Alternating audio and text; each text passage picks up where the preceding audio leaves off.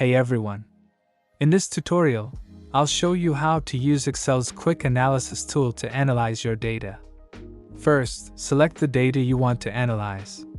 Once selected, you'll notice a small quick analysis icon appear in the bottom right corner of your selection. Click on it to open the quick analysis menu. Here, you can choose from several options like formatting, highlight data patterns with conditional formatting, charts, create charts instantly, like bar or line charts,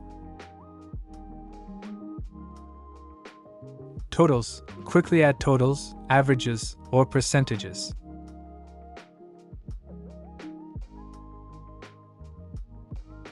Tables, convert your data into an Excel table for easy filtering and sorting. It's a great way to save time and explore insights from your data without needing advanced Excel skills. And that's how you use quick analysis in Excel.